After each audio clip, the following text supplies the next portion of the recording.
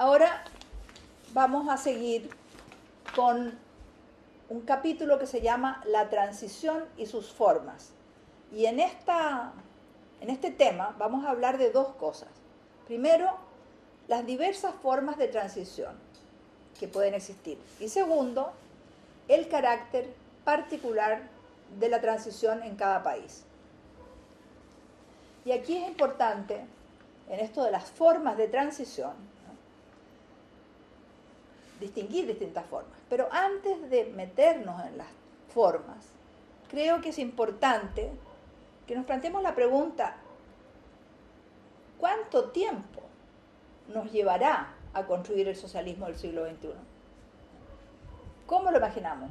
¿Decenas de años? ¿Centenas de años? Hay quienes piensan en decenas de años, y de hecho el presidente Chávez está pensando muy pronto. Ya, yo quiero que en, 11 años más ya esté construido el socialismo, ¿no?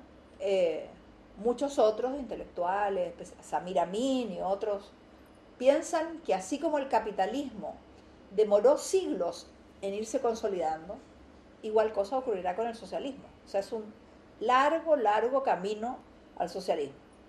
Y hay otros como yo, que pienso que el socialismo, como la plena realización del ser humano, es algo que es una meta que siempre está en el horizonte, que nos guía en el camino, pero que probablemente nunca vamos a alcanzarla plenamente, ¿no?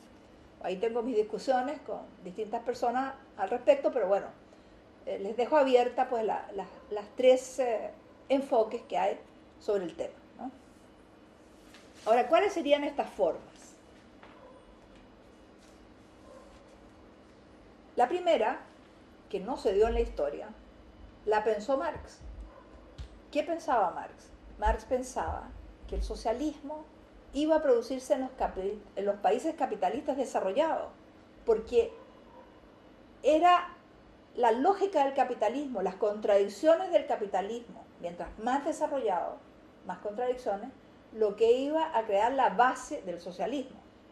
De hecho, si ustedes recuerdan, en la época de Marx existían las grandes fábricas con grandes conglomerados obreros que vivían en poblaciones obreras. Entonces eran hiperexplotados, tenían esa vida en común de trabajadores, ¿no? Y estaban unidos por todo un sistema, y además aprendiendo un sistema de trabajo colectivo, porque el capitalismo, si una cosa hace, es demostrarle al trabajador y al mundo de que no se puede llegar a producir un producto si no es con la labor de todos, organizada, concatenada, cada vez más concatenada de acuerdo al desarrollo del capitalismo. Pero ese socialismo en los países avanzados no se dio. Nunca hubo realmente una revolución que permitiese instaurar el socialismo en esos países. ¿Dónde se dio la revolución? ¿Qué ocurrió históricamente?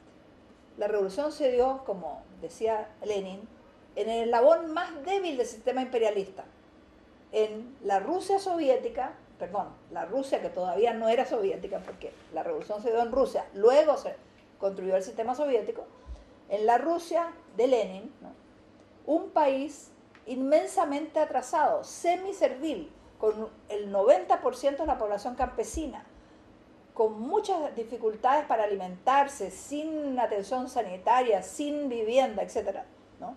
Y sin embargo, en ese mismo país, en que había todo este campo tan atrasado, había industrias bastante adelantadas tecnológicamente, digamos, porque había habido algún traspaso del desarrollo capitalista de Europa occidental. Por lo tanto, en ese país se daban pues contradicciones, una clase obrera concentrada, industrial, pequeñísima, una gran masa de campesinos, la guerra imperialista, con todos los sufrimientos que causa la guerra, ¿no?, que había producido hambre, miseria de todo, muertes, ¿no?, un anhelo de paz de su gente, ¿no? Entonces, realmente el gran tema que se plantea en la Unión Soviética es: estas revoluciones se producen en países atrasados, pero las condiciones objetivas provocan insurrecciones, movimientos, ¿no?, en contra especialmente de la guerra imperialista, que es el caso de Rusia, ¿no? O sea, se sublevan soldados y campesinos contra el sistema, contra la guerra, y son las consignas de paz, tierra, paz fundamentalmente, tierra y libertad, las consignas que mueven a esos pueblos a insurreccionarse. Entonces Lenin dice, estos países estaban atrasados, evidentemente, comparado con los países capitalistas de Europa Occidental.